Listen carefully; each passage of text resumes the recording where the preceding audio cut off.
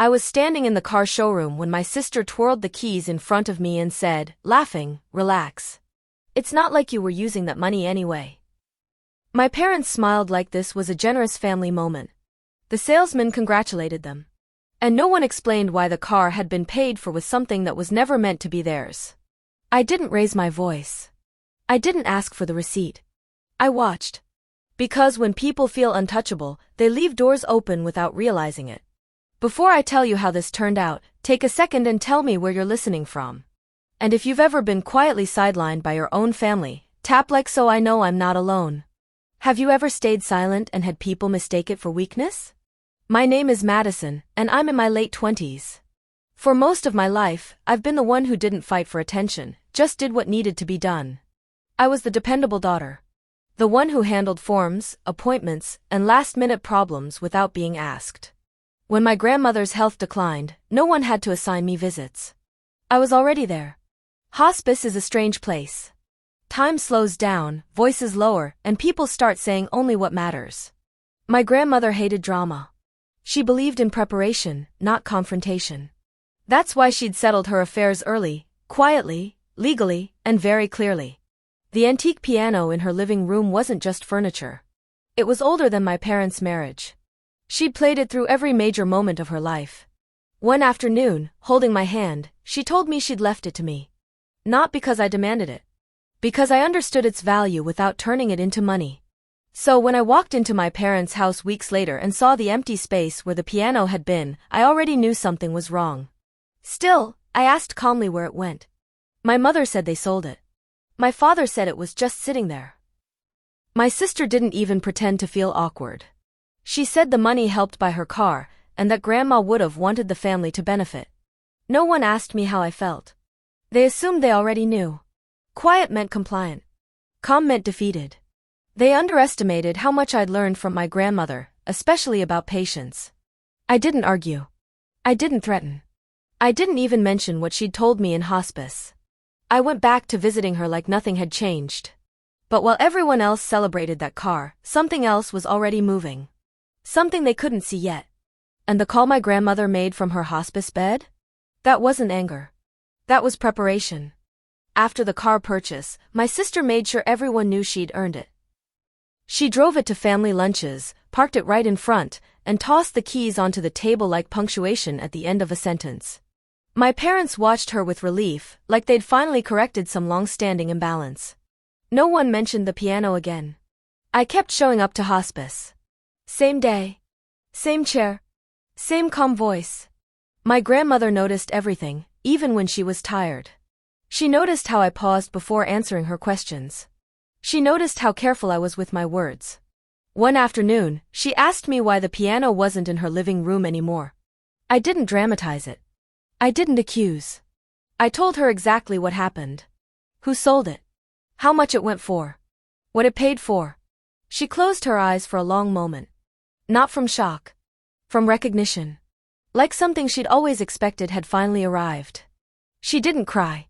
She didn't raise her voice. She reached for her phone. I thought she was calling a nurse.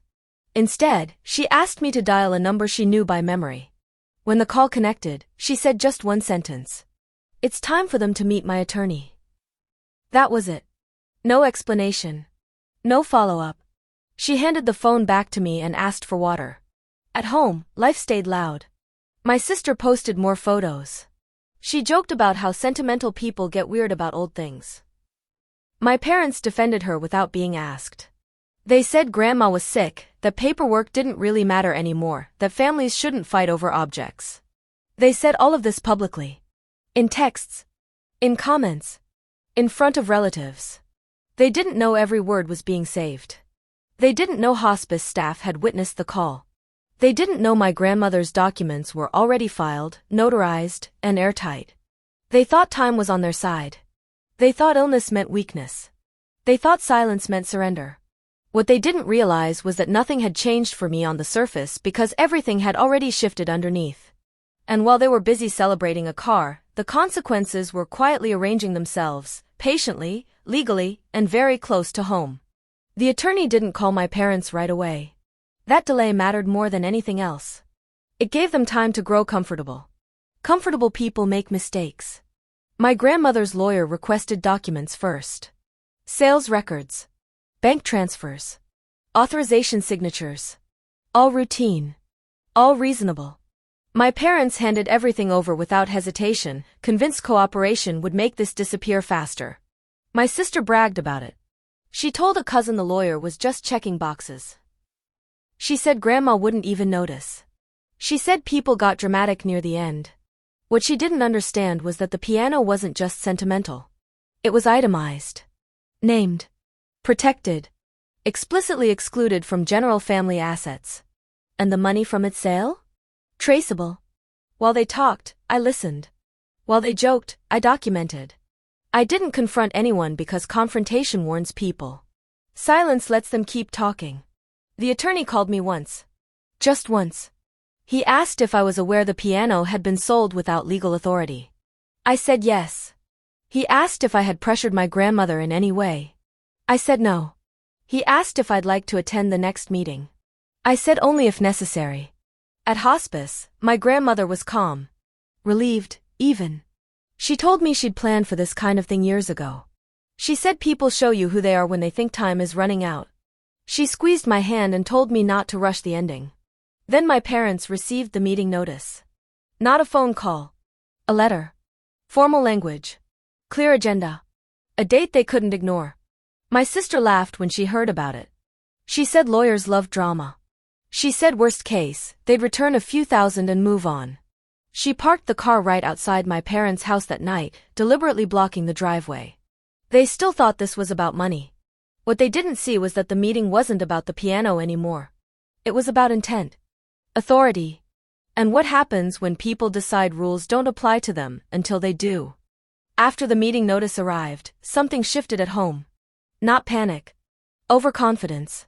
My parents started rehearsing explanations. They agreed on language, family decision, temporary, no bad intent. They said it out loud so many times it began to sound true to them. My sister doubled down. She kept the car spotless, posted photos like proof of innocence. She joked about how lawyers love to scare people. She said if Grandma wanted the piano back, they'd figure something out later. Later was their favorite word. It assumed time was unlimited. What they didn't notice was how careful the attorney had been. No accusations. No threats. Just requests. Dates. Confirmations. I started getting copied on emails. Not all of them. Just enough. That's when I saw it, the quiet advantage my grandmother had built years ago. A clause most people never read. A condition tied not to death, but to misuse. It didn't raise voices. It removed privileges. I didn't tell anyone. Not even my parents. Especially not my sister. At hospice, my grandmother was tired but clear. She told me some people only respect boundaries when they feel consequences. She said the law wasn't punishment, it was protection. And she reminded me not to rush what was already inevitable. The meeting day approached. My parents practiced being reasonable. My sister planned what to wear. They assumed they were walking into a negotiation. They had no idea they were walking into a record review. And they still believed the worst thing that could happen was returning money. They were wrong, but they wouldn't understand why until it was too late. The meeting wasn't held in a courtroom. That surprised them. They expected something dramatic, raised voices, threats, maybe even sympathy. Instead, it was a quiet conference room with glass walls and a long table that reflected everything back at you. My parents arrived early. They sat close together, hands folded, already prepared to look cooperative. My sister came last. She placed her car keys on the table without realizing it, the metal clicking loudly in the silence. The attorney didn't start with accusations. He started with facts. Dates. Documents. Signed instructions. He read them slowly, carefully, like there was no rush at all. Every sentence sounded calm. Every sentence landed heavy. My parents nodded at first. They recognized the paperwork. They remembered signing things years ago, back when it all felt theoretical. Back when consequences were far away. Then the attorney asked one simple question. Who authorized the sale of the piano? My father answered immediately. He said he did. He said it was family property. He said there was no harm intended. The attorney didn't correct him. He just wrote it down. Then he asked my sister why the proceeds went directly toward her car. She smiled and said it was a gift. She said everyone agreed. She said Grandma would have wanted her to be taken care of. That was when the attorney finally looked up. He explained that intent didn't change classification. That gifts purchased with restricted assets weren't gifts at all. They were misappropriations. The room got quieter. Not tense. Focused. He slid a single document across the table. A clause my grandmother had added years earlier, activated not by death, but by misuse of specifically designated property. A clause that shifted authority the moment a boundary was crossed. My parents stopped nodding. My sister stopped smiling. The attorney explained what would happen next. Not loudly. Not emotionally. Just clearly. The sale hadn't just violated a promise. It had triggered oversight. And oversight came with consequences they hadn't prepared for. They finally looked at me then. Really looked. I didn't say anything. I didn't need to. Because the truth was already doing the work for me. The reversal happened quietly, but it was complete. My parents' confidence evaporated as the attorney outlined the legal consequences. The $95,000 had to be returned. The car? Reclaimed or compensated for. My sister's posts, her jokes, her social media bragging, each one was now evidence. They had celebrated publicly, thinking no one would notice. But every word they had written or spoken now worked against them. My grandmother watched me from her hospice bed, calm but smiling. You see, she said, patience is louder than rage. She had prepared for this exact scenario years ago, quietly, legally, without drama. Her foresight had turned what they thought was weakness into their own undoing. My parents tried to negotiate. Apologize.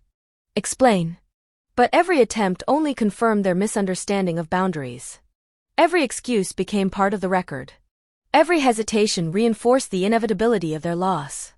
My sister didn't cry, didn't scream. She just realized, slowly, that the car, the money, and the pride she had flaunted were no longer hers. And she understood that no amount of charm or pleading could undo what had already been set in motion. I stayed silent the entire time. I didn't gloat. I didn't rub it in. I simply watched as their overconfidence collapsed under its own weight. When the meeting ended, my grandmother squeezed my hand one last time and whispered, "Some lessons are only learned when people think they're untouchable." I walked out with dignity intact. The piano was returned to my care. The money was restored. The sense of justice, quiet, clean, and absolute, was undeniable. I didn't need revenge to feel satisfaction. I didn't need anger to feel power. Because the plan my grandmother had put in place had worked perfectly. And as I stepped into the sunlight outside the attorney's office, I realized something important. Patience beats rage. Intelligence beats arrogance. And sometimes, the quietest person in the room is the one who controls everything. No shouting. No drama. Just the calm, irreversible truth.